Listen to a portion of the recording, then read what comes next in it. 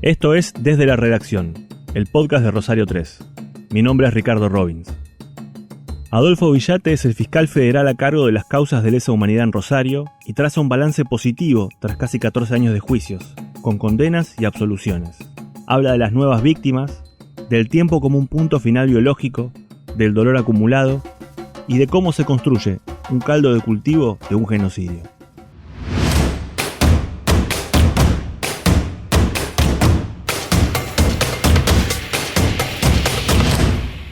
Bueno, Adolfo, se cumplen 47 años del golpe de Estado y también ya llevamos casi 14 años del inicio de los primeros juicios de lesa humanidad en Rosario.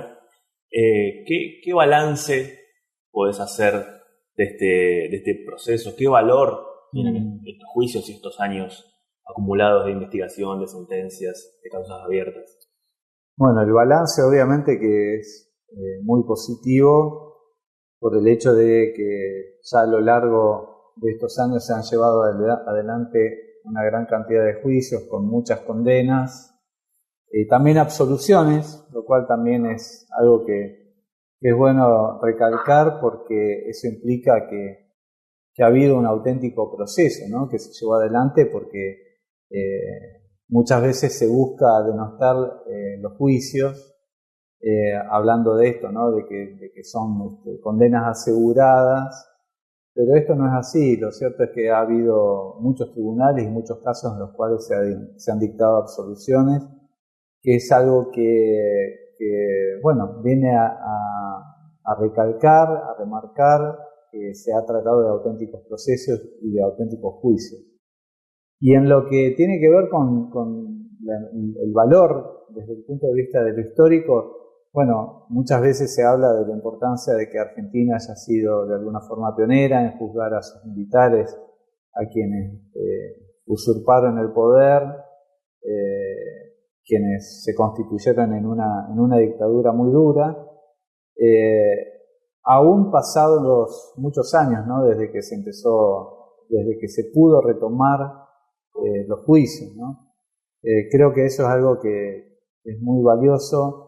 Creo que el hecho de que haya pasado tanto tiempo, aunque muchas veces es un reclamo de las propias víctimas, en el sentido, ayer mismo el lunes teníamos una audiencia, en la audiencia de juicio de Guerrieri, una de las testigos nos mencionó esto, ¿no?, de lo tardío que era su testimonio, de cuánto tiempo estuvo esperando obtener una respuesta.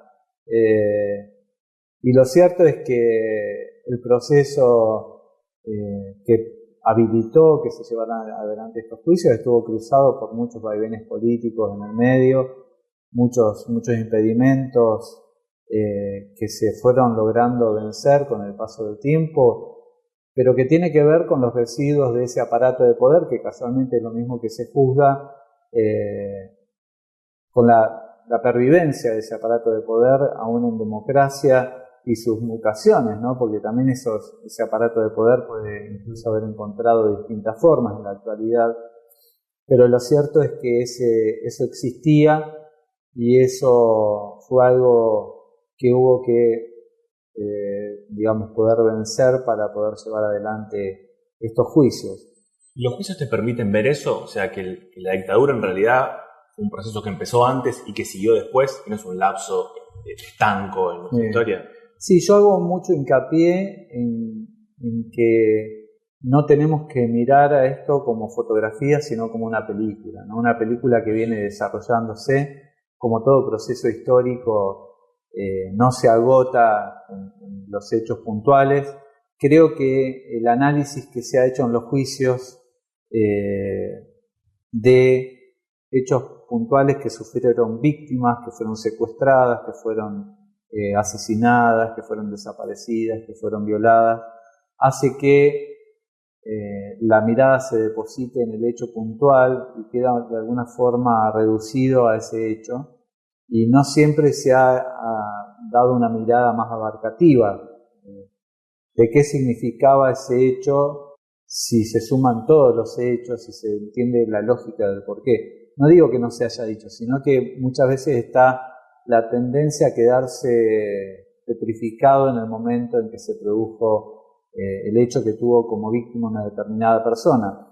Pero, por ejemplo, estamos con el tema del juicio, la causa en la cual se investiga lo que fue la represión masiva al movimiento obrero en Villa Constitución, que ocurrió a partir de marzo de 1975, en el cual, bueno, algo que nosotros remarcamos fuertemente es que quien presidía el directorio de Asindar en aquel momento era José Alfredo Martínez de Hoz, que fue el ministro de Economía paradigmático de la dictadura, y que él dijo abiertamente que venía a dar una vuelta en la página de la historia, además de que, bueno, hay documentos de la Fundación Rockefeller, donde él también participaba, que hablaban de que el gran problema de la Argentina era su movimiento obrero y la sindicalización de ese movimiento obrero, y que había que, de alguna forma, había que desarmar ese movimiento obrero,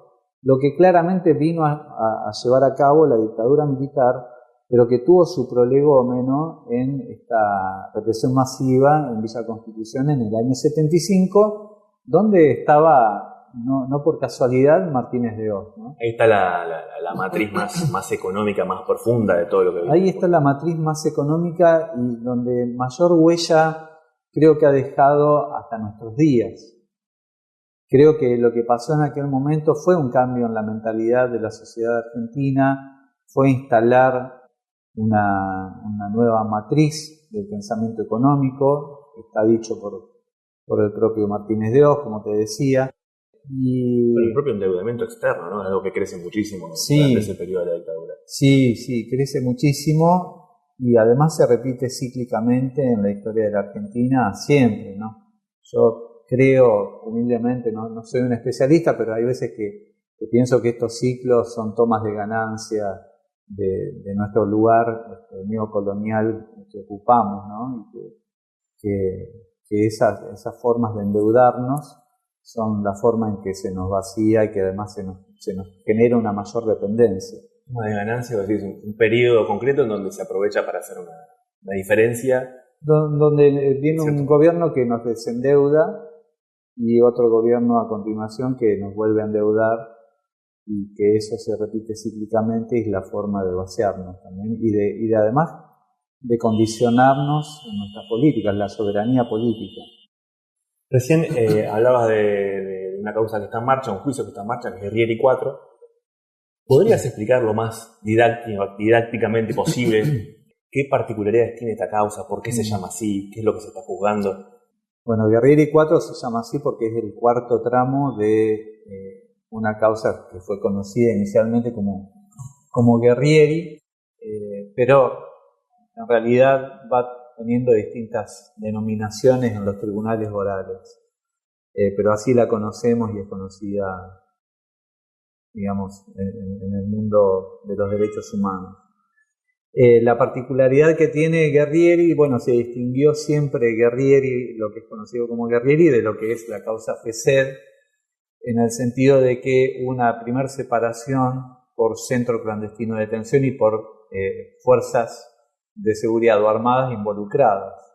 En lo que era el servicio de informaciones es la causa FESED, y mayormente lo que se analiza es la responsabilidad del grupo de tareas que tenía montado FESED, que era el comandante de gendarmería que estaba a cargo del comando del segundo cuerpo, de la unidad regional 2 de Rosario, y que funcionaba en la jefatura de la policía en Dorrego y San Lorenzo. Hoy sede de gobierno. Claro. O sea, grandes rasgos, FESED es policía y Guerrieri es militar. Guerrieri es ejército, sí. Es ejército y fundamentalmente destacamento de inteligencia 121, pero la particularidad que tiene este tramo de Guerrieri 4 es que también hay responsabilidades que se están analizando, juzgando, de personal de la Policía Federal Argentina. En el análisis que se ha hecho a lo largo del tiempo, primero hubo una segmentación a lo mejor demasiado cruda de lo que era ejército y policía, cuando en realidad todo todo era lo mismo y eventualmente era el ejército el que tenía el comando general de lo que pasaba en la zona y eventualmente eso era llevado a cabo materialmente por distintos grupos de tareas. Es decir, que aquello que se investiga en la causa FESED también le es atribuible al ejército, y el ejército no solamente usó a la policía provincial, sino también a la policía federal, incluso a los servicios penitenciarios.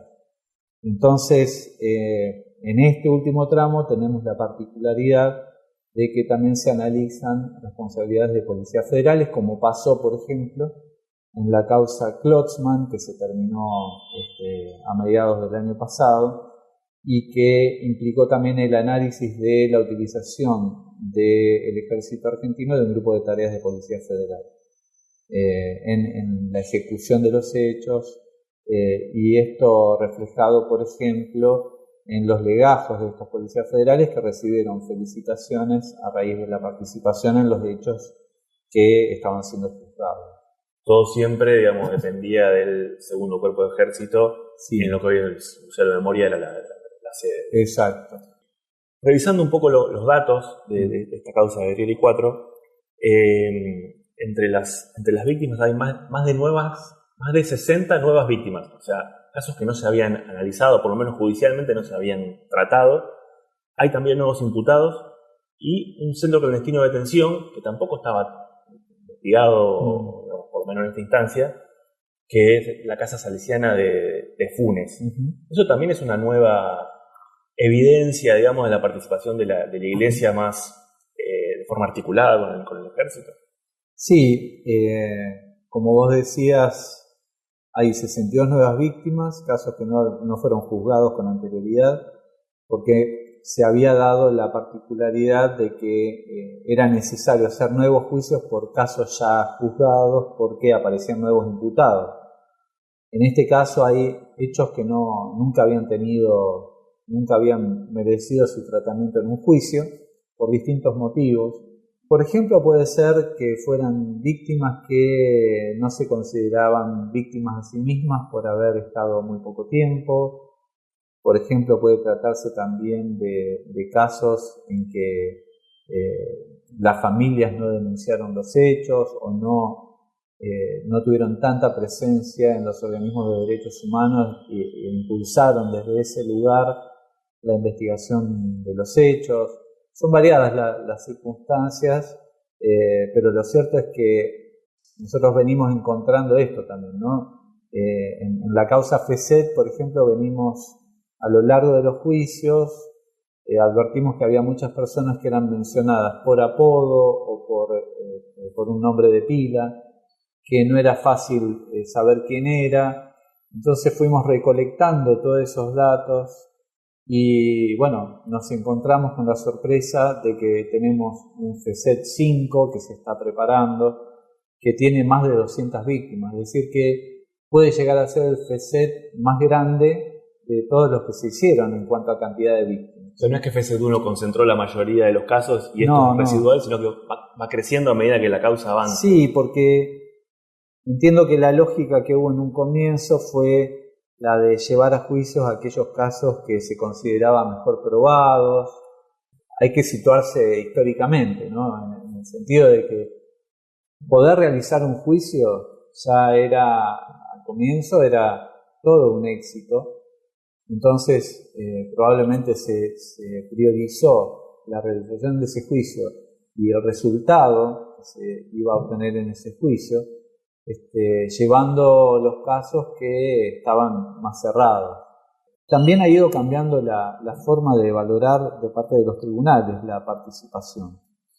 Nosotros cada vez más tenemos casos en que, aun cuando no podemos acreditar quiénes intervinieron en la desaparición, el secuestro y desaparición de una persona, porque no tenemos ningún testimonio, ya venimos sosteniendo que no puede dejar de atribuírsele responsabilidad al destacamento de inteligencia 121, porque era necesaria una tarea de inteligencia previa para establecer quiénes eran los blancos. Entonces, los blancos, así los denominan los reglamentos militares, son los objetivos que van a ser, que van a ser víctimas de ese aparato represor. Entonces, la responsabilidad que se atribuye ahora en muchos casos es una responsabilidad que no está basada en una intervención directa, no es que se vio a alguien de uniforme verde con casco y fals, o una persona vestida de azul como tendría un uniforme de un policía provincial, sino que la responsabilidad es por la determinación del blanco, es decir, se atribuye... Hay una reconstrucción que también se sustenta sobre los juicios ya realizados. Claro. Entonces, todo eso construido en los juicios anteriores nos permite a nosotros ya sostener que sí o sí una persona que es considerada blanco y que es, por lo tanto, secuestrada y desaparecida, debió previamente haber sido establecida como tal por el aparato de inteligencia del ejército. ¿Y qué te encontrás ahí? El proceso de armado de un juicio también es contactar a esas víctimas, sí, entrevistarlos antes de las audiencias, de encontrarse, digamos, ¿no? Sí. Meto una pequeña anécdota más personal. Nosotros hicimos un documental que se llama La arquitectura del crimen. Sí, lo vi. Y ahí, por supuesto, revisamos los casos emblemáticos, pero también nos encontramos con personas que nunca habían declarado. En el caso de Carlos Pascua, por ejemplo, que había estado detenido, que fue los hermanos Pascua. Los hermanos Pascua, que lo utilizaron como prácticamente como un esclavo, mano de obra. Sí. Y nunca había declarado, nunca había estado en contacto con los organismos de derechos humanos, y su testimonio era bastante fuerte y disruptivo, porque decía otras cosas, ¿no? Uh-huh. Había hasta una cuestión como de clase también ahí, de un explotado, además de... ¿Con qué te encontrás con estas otras capas que por ahí no son los casos más conocidos o militantes? Sí. ¿Quieren declarar, no quieren declarar? ¿Cómo es esa relación? Sí, es buena la pregunta, porque en estos casos nos encontramos paradójicamente con personas que en muchos casos las contactamos y nos dicen que no quieren remover nada de esa historia, ¿no? Que si no hicieron nada es porque no quisieron hacerlo y que prefieren dejar las cosas como están. O también personas que no se percibieron a sí mismas como víctimas porque estuvieron pocas horas, porque apenas les dieron un par de cachetadas o de golpes. Las torturas no fueron tan fuertes. Claro, no fueron las torturas tan fuertes, entonces no se consideraron a sí mismas víctimas o estuvieron poco tiempo y los liberaron. No estaban a lo mejor vinculadas a un ámbito de militancia, sino que sus secuestros fueron más fortuitos. Entonces, bueno, hay toda una caracterización, unas particularidades de este nuevo grupo de víctimas que, sin reconocerse como tales, nosotros le estamos dando ese carácter. Y a lo mejor esto, nosotros vamos teniendo contactos con estas personas, a lo mejor en este primer momento de rechazo o de no querer remover la historia, a lo mejor en un nuevo contacto que tengamos en el futuro eso ha generado algún movimiento interno para que cambie eso.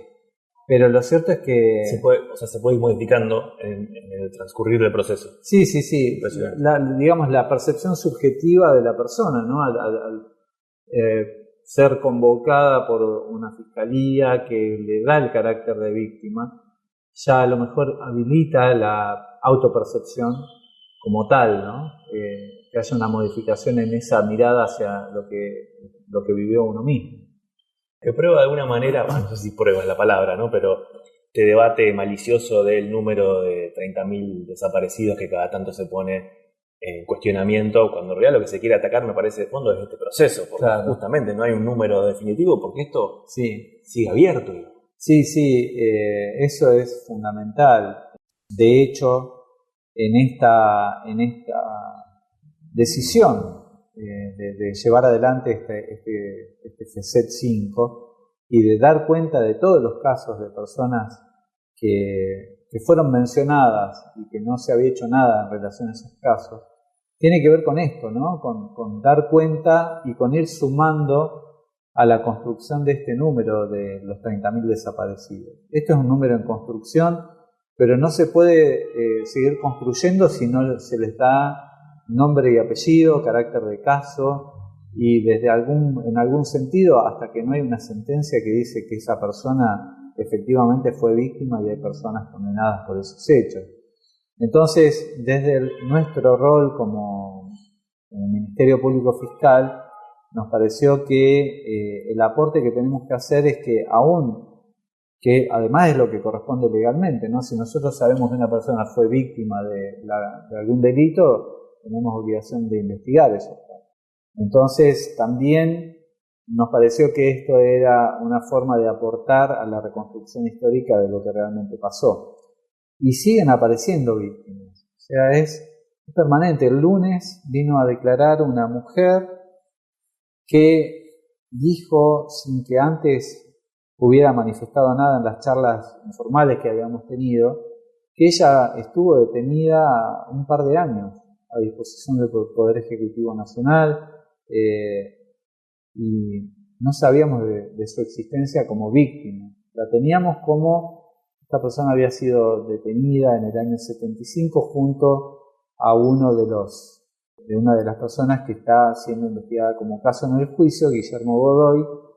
Y bueno, en la audiencia de juicio del lunes vino a declarar esta mujer como testigo, y ahí nos contó que no solamente estuvo detenida en el año 75 junto a Godoy, con Miriam Moro y otras personas, sino que después la volvieron a detener con posterioridad y estuvo detenida hasta el año 78. Hay puertas cerradas que de golpe se abren. Hay casos que van apareciendo y otra vez la necesidad de dar respuesta. Entonces, este número es un número que todavía no está cerrado. Van apareciendo de las formas más sorpresivas, si se quiere, porque no. De esta mujer, por ejemplo, no teníamos el mínimo dato.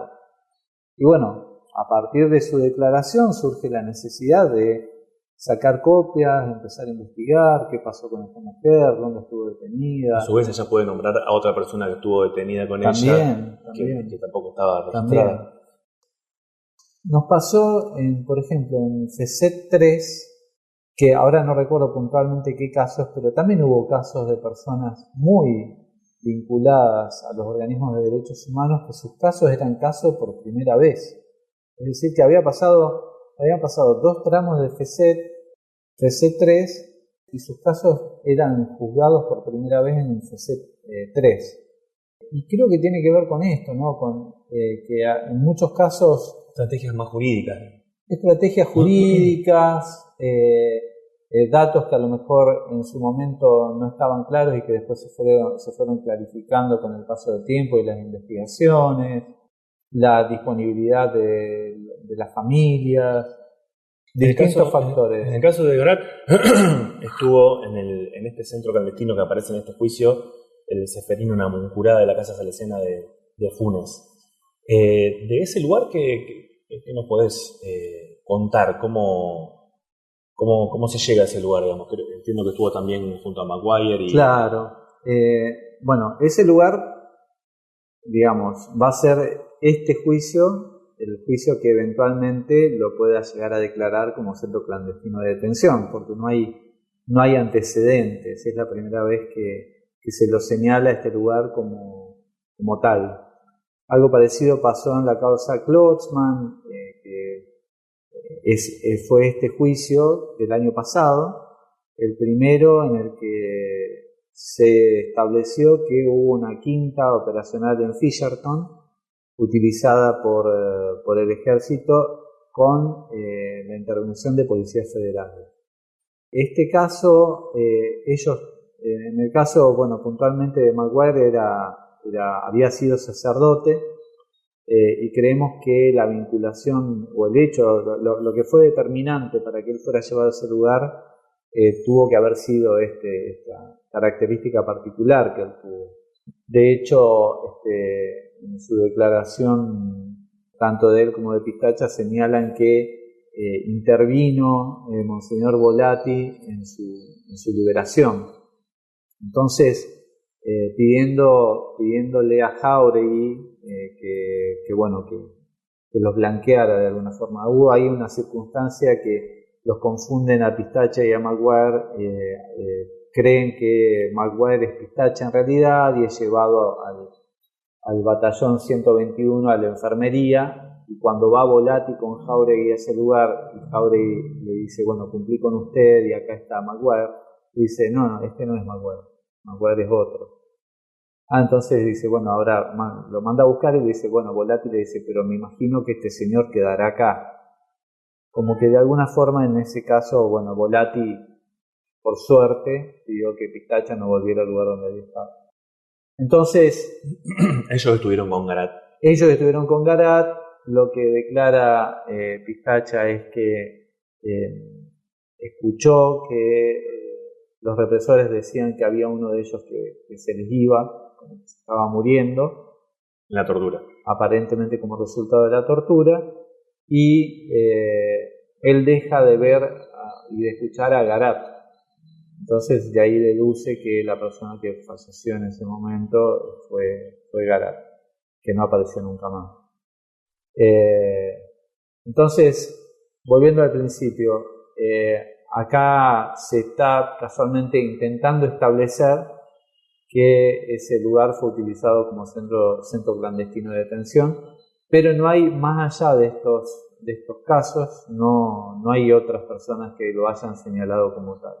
O sea que pudo haber estado de alguna forma particularizado por el carácter de ex sacerdote de Maguire, entiendo yo.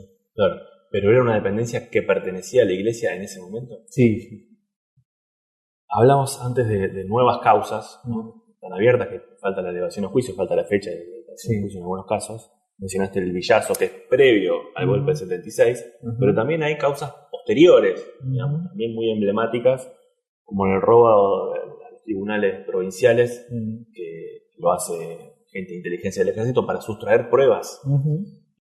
Ese proceso, digamos, ¿qué importancia le das a ese juicio, a esa investigación, que de nuevo es posterior a la finalización de la dictadura? O sea, ya estábamos en democracia. Sí, para mí es importantísimo ese juicio.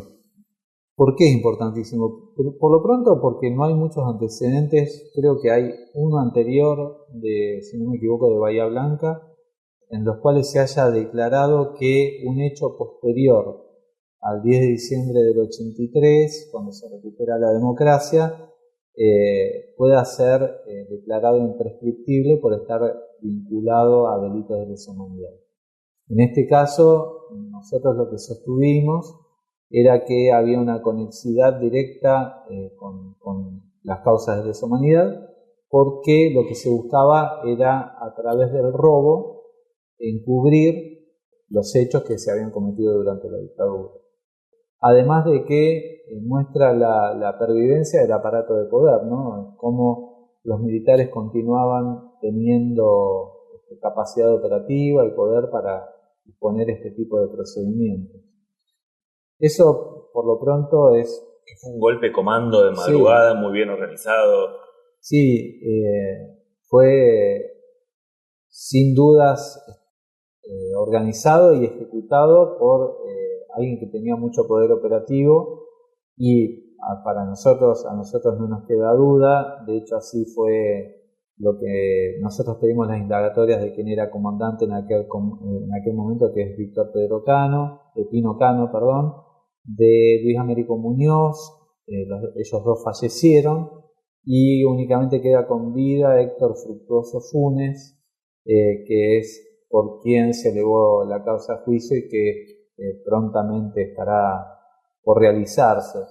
Y que la verdad es que tiene una gran importancia porque muestra en esta película de la cual hablábamos al principio, muestra cómo el aparato de poder se mantenía vigente, cómo el ejército tenía un interés particularizado en que esa prueba que se había secuestrado a partir de procedimientos que se habían dispuesto en la causa originaria FECET, que tramitaba ante la justicia provincial, esa prueba no tuviera trascendencia, porque aparentemente si ordenaron un procedimiento de este tipo es porque la prueba que se había encontrado era muy valiosa.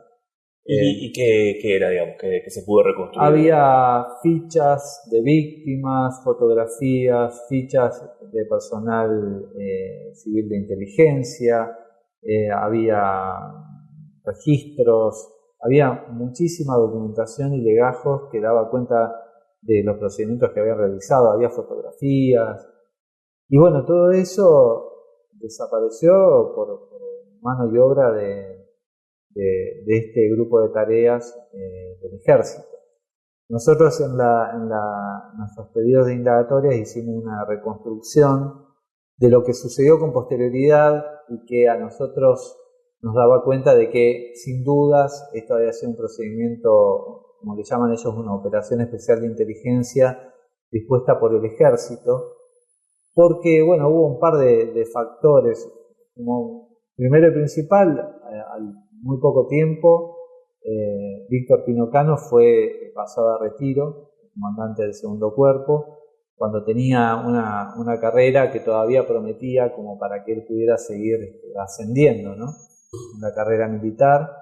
Hubo unas presentaciones de Luis Américo Muñoz en las cuales él le reclamaba a Alfonsín por un ascenso que se le había denegado, en la cual él daba cuenta de haber intervenido en 2 operaciones especiales de inteligencia, una en el año 83 y una en el año 84.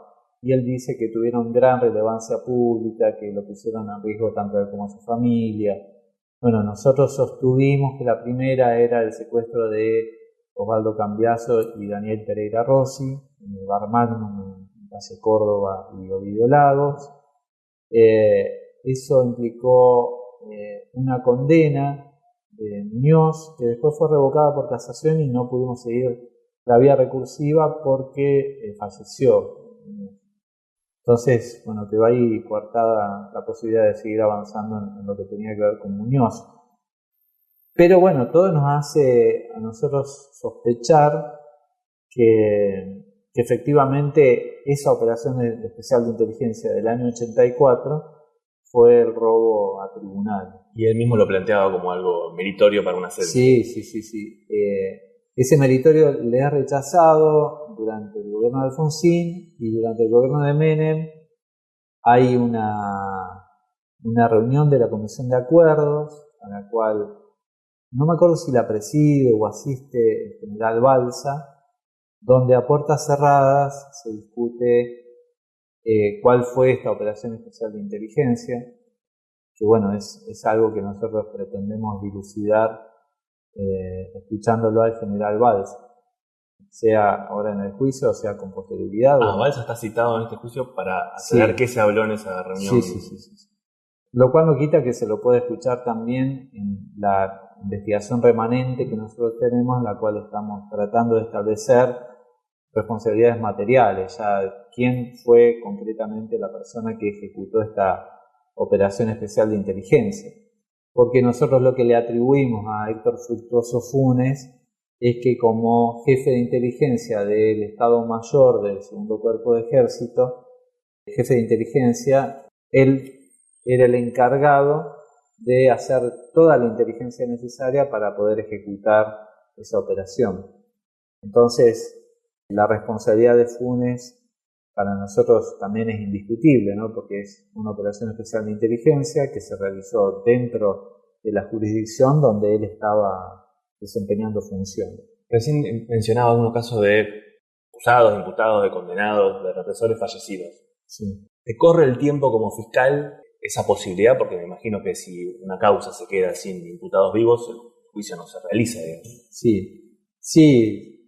Sí, nos corre muchísimo en muchos sentidos. El paso del tiempo también nos dificulta la prosecución de las causas, en términos de que muchos plantean cuestiones médicas, alegan sus defensas que están incapacitados para estar en juicio. Cada vez es más difícil tener imputados dentro de los juicios, ni hablar tenerlos en cárcel común, ¿no? La mayoría están en detención domiciliaria. Nosotros creo que como en pocas jurisdicciones somos de pelear mucho las domiciliarias, pero sinceramente no nos está yendo muy bien en ese sentido.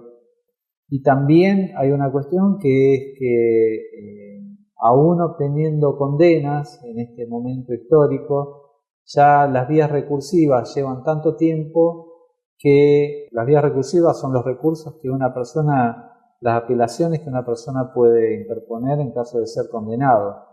Entonces, demoran tanto tiempo que nos va pasando que también mueren, fallecen por la edad, mientras no se ha dictado todavía una condena efectiva, digamos. No se logra que esos recursos sean rechazados y que eventualmente esas condenas adquieran firmeza. Así que el tiempo nos juega muy en contra. Antes de empezar a grabar la charla, te preguntaba algunos datos y me decía, mirá, tengo algunos problemas de memoria, ¿no? Casi un colmo del fiscal de derechos humanos y de memoria. ¿Hay, después de tanto tiempo, alguna autodefensa en, enfrentar las audiencias de cierta manera con tu rol institucional? Sí. ¿Cómo es eso para vos ya con una década encima? Y es un poco lo que te comentaba, ¿no? Es como que uno como fiscal tiene que desempeñar un rol y mostrarse también, ocupar un lugar de objetividad. Pero lo cierto es que los testimonios que uno escucha y que tienen este efecto acumulativo que vos mencionabas son durísimos, algunos más duros que otros, pero todos son atroces. Y lo cierto es que, uno tiene que conservar ese lugar de objetividad y no puede ni emocionarse muchas veces, ¿no? Entonces eso va quedando y va generando un residuo, ahí como algo que se va acumulando. Y es algo muy, muy pesado. Pero también pasa es que uno, como magistrado, como funcionario público, siente que no puede competir con la víctima. Entonces, la víctima es la que ha sufrido y uno es el que tiene que hacer que ese sufrimiento aparezca para que los tribunales, para que los jueces entiendan lo que vive esa persona. Con el valor que tiene, ¿no? Para los familiares, para las víctimas directas, ese proceso de catarsis, pero que también es de pedido de justicia concreto. Sí, las familias destruidas, las personas que te manifiestan aún hoy en día que no pueden dormir a la noche, qué sé yo, me ha pasado de una mujer que vino y me dijo, me contó una serie de cosas y me dice, la primera persona con la que la hablo es con vos. O sea, no se lo dije ni a mi psicólogo. Te estoy confiando a vos algo que no se lo confía a nadie. Entonces, eso es muy, muy significativo porque es un orgullo que lo digan a mí, pero a la vez imagínate los hechos de los que se trata, ¿no? Atrocidades. Entonces, es sinceramente muy duro y es materia de terapia, concretamente. Claro. Como que algo que uno tiene que ver la forma de también descargar. Y esto de la falta de memoria, que a mí es algo que me afecta en el sentido de que quisiera retener más las historias en sus detalles, pero son muchas las historias, son todas muy atroces y hay veces que pienso que son mecanismos de defensa también, ¿no? La forma de un poco uno no quedarse instalado en lo que acaba de pasar y del relato que uno acaba de escuchar, y que si uno se queda instalado en ese lugar y son muchos relatos continuados, es muy fuerte. Sí, qué sé yo, lo que creo que uno cree que le debe pasar a todo el mundo, pero en un momento creía que todos eran servicios de inteligencia, ¿entendés? Entonces vos en este proceso ahora. Claro, porque vos ves que personas han sido capaces de tales barbaridades, cosas tan abyectas que vamos a decirlo, se trata de no solamente tortura y asesinato, sino violaciones, secuestro de bebés, sí, todo tipo de... Entonces, es como que es muy difícil pensar en que hay seres humanos que puedan ser capaces de ese tipo de cosas y vivir con eso, ¿no? Pero te agarró que como una paranoia, que todos podían ser... No todos, sino que, vos pensar que hay gente que se puede convertir en eso con facilidad. Hay todo un caldo de cultivo. Bueno, en el desarrollo de las etapas del genocidio, un poco se ve esto, ¿no? Los genocidios se van generando progresivamente, creando chivos expiatorios, generando un odio particularizado hacia ese chivo expiatorio. Entonces, hay partes de la sociedad en que esos discursos prenden y que falta que les des muy poquito espacio para que se conviertan en lo que fueron los grupos de tarea. Esa es la percepción que yo tengo, ¿no? No puedo no conectar con ciertos discursos de violencia que cada vez tiene como más volumen y más espacio también en el debate público, en los medios. Sí. ¿Registrás ahí una luz de alarma, de alerta? No digo que sea el mismo proceso, ¿no? Pero sí. Comparando un poco el germen de aquello. Sí, sin duda. Yo creo que hace poco leí una nota en la que hablaban de que las redes sociales, creo que fue a raíz del caso de la tentativa de asesinato de Cristina, ahí un poco lo que se analizaba es que las redes sociales generan una especie de estado de ánimo que está susceptible de ser utilizado por cualquier persona que en definitiva quiera llevar al acto aquello que aparece de alguna forma expuesto en las redes sociales. Ese odio, hay un paso muy chiquitito hasta que una persona quiera adquirir el protagonismo de decir, bueno, yo lo hice. Entonces, creo que un poco es eso, ¿no? Creo que el intento de asesinato de Cristina mostró eso. Como personas que por determinado momento se enganchan en un determinado malestar y cómo pueden querer llevar al acto eso que ven que solamente se está quedando en palabras. Creo que hay algo ahí dando cuenta. La última para cerrar. ¿Por qué es importante? Es una pregunta quizás para que vos puedas hablarle al público que no está familiarizado con estas causas, aún con todos los años que ha pasado. ¿Por qué es importante que sigan abiertas las causas, que se hagan los juicios? Porque yo creo que es fundamental. Si hay algo que nosotros queremos que suceda, parece que uno apela a un cliché, pero es que nunca más pase eso, ¿no? Y uno tiene la esperanza de que el hecho del juzgamiento y de las condenas sea una especie de disuasor para que en el futuro vuelvan a suceder atrocidades iguales.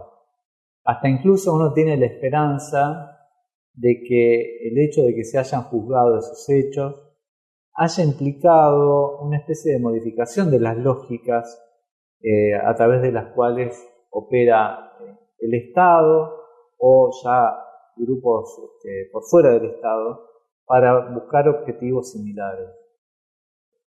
Adolfo, muchas gracias. No hay por qué. Gracias a vos. Producción periodística, Ricardo Robbins. Realización, Ezequiel Clerici. Desde la redacción es una creación de Rosario 3, Grupo Televisión Litoral. Gracias por tu atención.